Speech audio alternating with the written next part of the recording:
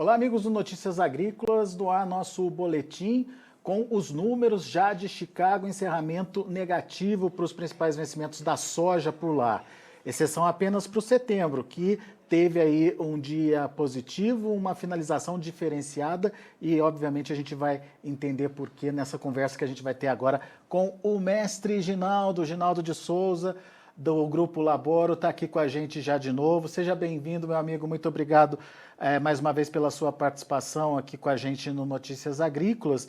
E eu começo te perguntando desse dia hoje lá em Chicago, né, Ginaldo? Quando a gente olha os vencimentos aí relativos à safra nova nos Estados Unidos negativos, não são quedas muito significativas, mas encerrou no vermelho, e o setembro, que é o vencimento imediato, trabalhando com alta aí de mais de 20 pontos. O que aconteceu? Como é que a gente explica isso? Seja muito bem-vindo.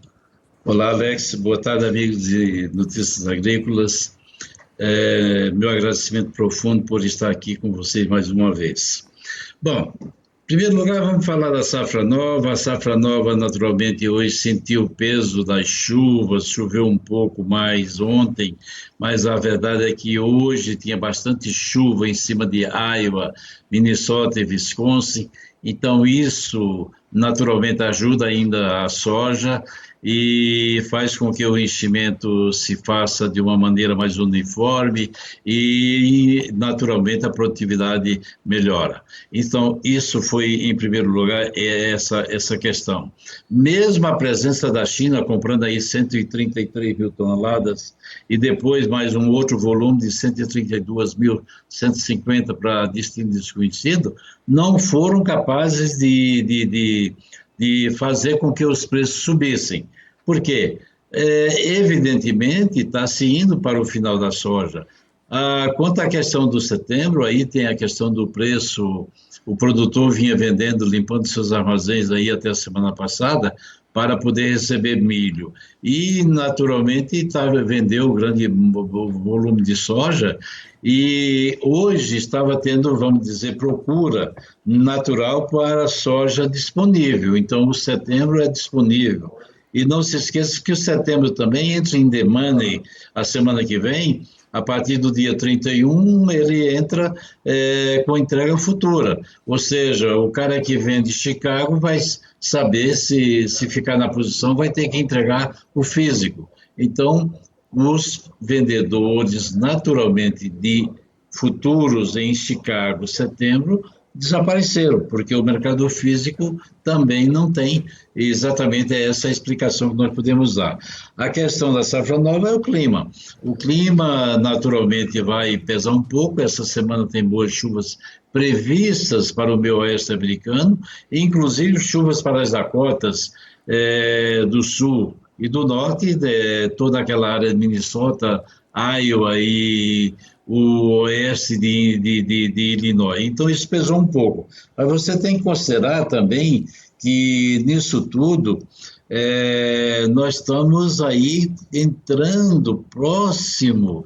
Tem áreas ali no sul dos Estados Unidos que já começa a semana que vem a colheita, né? E então não dá para você ficar esperando que os preços vão subir de repente quando a colheita está começando. É isso que eu posso explicar, Alex, e meus amigos. Muito bem.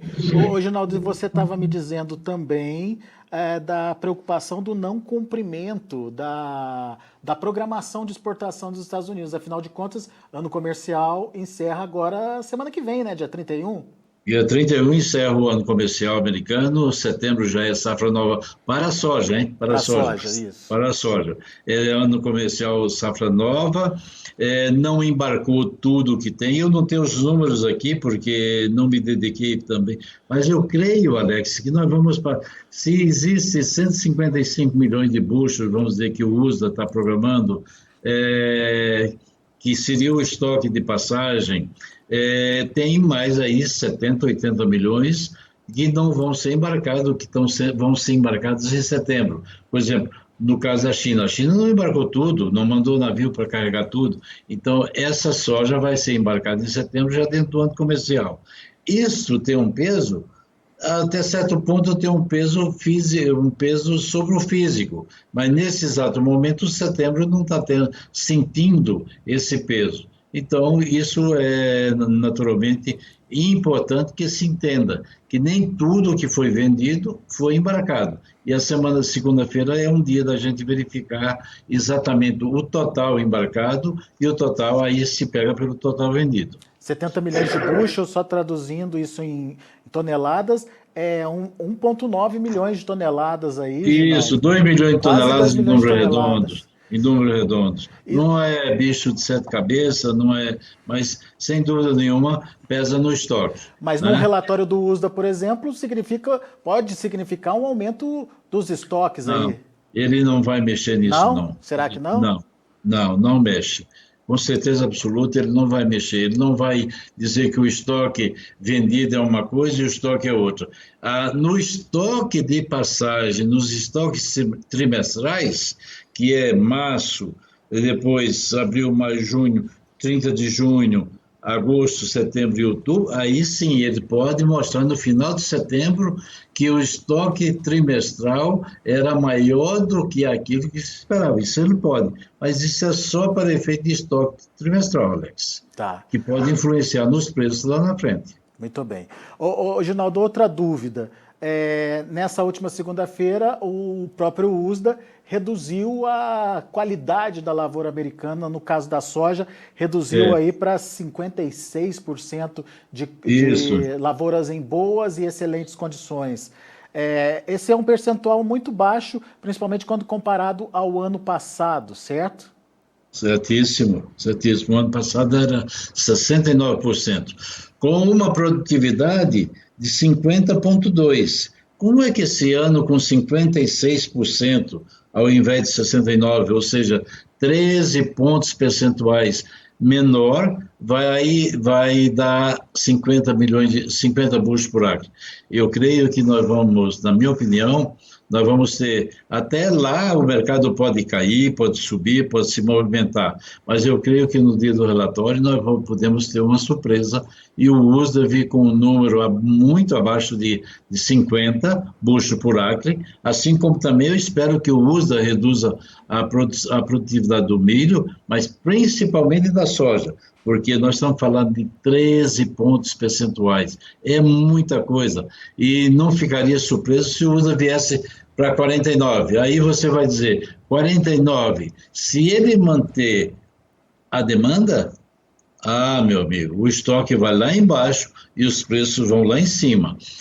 Agora, se você disser assim, ele vai manter a demanda, eu não creio. A China está tendo alguns problemas, a China está tendo problemas de consumo, abatimento de suínos, aquilo que nós falávamos de uma importação de soja acima de 100 milhões, eu mesmo falei sobre isso, poderia chegar até 105, nós não vamos ter, então o USDA vai ter que adaptar a projeção de exportação e se ele tiver uma produtividade, um yield, lá no dia 10, se não me engano, mas vai ser dia 10 de setembro o relatório do USA, ele vai ter que fazer um ajuste também nas exportações, porque a China talvez não vai comprar tanto quanto estava se prevendo, e vai deixar para comprar naturalmente aqui na América do Sul, porque a partir de fevereiro, os preços da soja da América do Sul são mas muitíssimo mais baratos do que a soja americana, Alex. Ô, Ginaldo, então, olhando, observando todas as suas falas aí, a gente pode ver um USDA corrigindo a oferta, diminuindo aí a oferta, mas, por outro lado, também diminuindo a demanda. No final das contas, é um 0-0 aí? Não, eu não creio. Eu acho que ele reduz menos a demanda, reduz muito mais, vamos dizer, a oferta, e a demanda ele não vai reduzir tanto. Então, vamos dizer, se ele tem uma projeção de exportar 2 bilhões 350 milhões de 2 bilhões 350 milhões de bushels de soja, ele vai reduzir 40, 50 milhões ou talvez 60, 70 na exportação. Mas se ele baixar o estoque para 49, meu amigo, ele está baixando 87 milhões de acres a 1,2. Isso já daria 90 milhões de buchos que ele estaria baixando na oferta. Aí faz uma grande diferença e o preço tem, naturalmente, uma chance de subir. Não na mesma proporção que se ele mantesse a demanda. Quer dizer, esse relatório vai ser importante, então, Ginaldo? Vai ser muito importante, Alex. O Alex, não dá para você crer, por exemplo, o pessoal do Profarma é um pessoal muito competente, é um pessoal profissional, mas eles têm errado há anos e anos, para cima, para baixo, em relação ao USDA. Eles projetaram aí números de 51,6 na soja, 51,6 na soja, com 69% com 56% de boas excelentes, de jeito nenhum, Alex. Então a soja mudou o seu parâmetro, a sua equivalência, o seu DNA, porque nós esquecemos tudo aquilo que aprendemos. Não pode, não pode. Isso não aconteceu e não vai acontecer. Se 60% da área de soja, boas e excelentes, baixaram, tem que baixar naturalmente a produtividade. Eu vi essa semana áreas que nós normalmente visitamos, eu, inclusive o Daniel, nesses muitos anos que nós fazemos de crop tour, que infelizmente não pudemos fazer o ano passado, e até agora não podemos fazer, porque os americanos não liberaram a gente para entrar no país ainda, áreas que normalmente você via uma produtividade acima de 70, 80 buchos por acre. Estou falando de 70, 80. Aquela soja não tinha 40 buchos por acre, era 2 grãozinhos, muito pequenininho, magrinho, sequinho, grão xoxo, e quando novamente ela tinha 3 a 4 grãos por vagem. É diferente, Alex. Tem muitas áreas, por exemplo, você pega o sudeste de Illinois, excelente. Você vai para o oeste, falhou. Você pega o sul, o norte do Missouri, qualidade boas, excelente, lá embaixo. A qualidade, a produtividade vai diminuir. Você pega o oeste de Iowa, com certeza absoluta, o oeste de Iowa produz 70, 80, até e mais, às vezes, em determinadas regiões. Ela não vai chegar de jeito nenhum nos números esperados. Você vai para Minnesota, cara, caiu uma barbaridade. As Dakotas você nem fala, porque tem 12% numa, tem 20 e poucos por cento numa de boas excelentes. Como é que você vai fazer a média? Automaticamente você tem que pegar a boa, excelente, a média e a pobre, ou a poor, a ruim.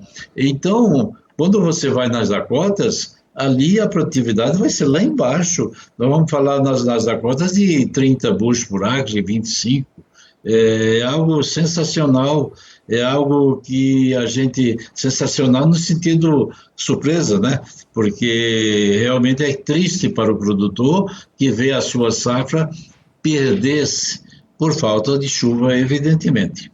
Agora, Ginaldo, esse viés positivo para os preços, eu imagino que seja muito pontual e com data marcada para acontecer aí, porque logo vem a colheita americana, né? Sim, a colheita começa naturalmente a ter seu aspecto profundo, que é a pressão de colheita.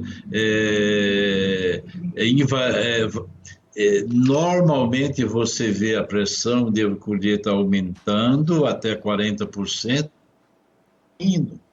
Agora, nós esse ano temos que levar em consideração também, Alex e companheiros, que nós saímos de um fenômeno Laninha, tá? Saiu, mas infelizmente ou felizmente, e quem sou eu, não sou dono, a mãe natureza sabe o que faz, ele está voltando.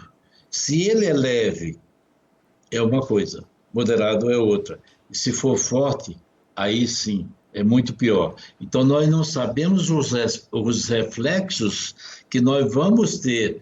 As águas equatoriais do Pacífico, elas estão mais ou menos equilibradas. Se elas vão esfriar muito ou muito pouco, nós só vamos saber a partir do final de setembro, começo de outubro, que coincide justamente com o plantio aqui na América do Sul, principalmente aqui do Brasil, porque a Argentina planta muito mais tarde. Então, nós temos que levar em consideração tudo isso. Os americanos estão colhendo e o Brasil está plantando. Como é que vai estar o clima aqui no Brasil? Nós estamos numa seca impressionantemente grande em termos de Brasil. E essa seca, ninguém sabe por quanto tempo mais ela vai perdurar, principalmente se nós tivermos um laninha pela frente de moderado para forte. Essa é uma realidade. Então, nós não podemos deixar de considerar que o clima é quem vai determinar o que vai acontecer a partir de setembro, final de setembro e outubro para frente, Alex. Bom, mas tendo uma combinação aí, Ginaldo, de colheita americana avançando e uma condição inicial de plantio favorável, a situação é de pressão nos preços. Pressão dos preços, os preços cederiam, mas esse relatório de setembro pode acender uma chama de esperança, Alex, e segurar os preços um pouco mais em sua queda durante a colheita. Porque se o USDA realmente fizer o que eu estou falando, quem sou eu para falar, né, para o USDA, mas na minha análise, considerando que as condições de boas excelentes caíram profundamente em relação ao ano passado, nós podemos ter o USDA vindo com um número de 49, não reduzir tanto a demanda e os estoques finais ficarem muito lá embaixo. Aí sim você vai ter estoque final no lugar de 155 e ter um estoque final de 90, de 100, e aí o preço sobe. E vai coincidir com o plantio brasileiro plantando com o preço, naturalmente, que deu uma subida e deu uma segurada nos preços, que aí talvez a grande chance do produtor brasileiro vender. Bom, então, fazendo uma analogia aqui, a gente está montando um quebra-cabeça que ainda está faltando algumas peças, Ginaldo. Nós temos um quebra-cabeça, nós temos algumas peças para encaixar. Podemos dizer que isso não é um jogo de pôquer, é um jogo de análise. Nós temos que fazer uma análise muito boa, porque de um lado você tem pressão, mas do outro lado você não sabe o que está acontecendo aqui no mês de outubro. Pois é. Ninguém sabe o que está acontecendo. Será que o Laninha efetivamente entrou? Será que não entrou? Está correndo tudo muito bem? A safra americana, se for 49, baixa, é pequena, tá, tudo bem, os preços deram aquela subida lá no dia 10 de setembro? Sim, deram. Então, deu uma sustentação aos preços, mas o clima está normalizado aqui, a curva descendente vai ter que ser feita. Né? Muito bem. Então, nós podemos ter pressão de preços talvez um pouco mais tarde do que imaginamos. Muito bom. Meu caro Ginaldo, mais uma vez, muito obrigado, viu, pela sua participação.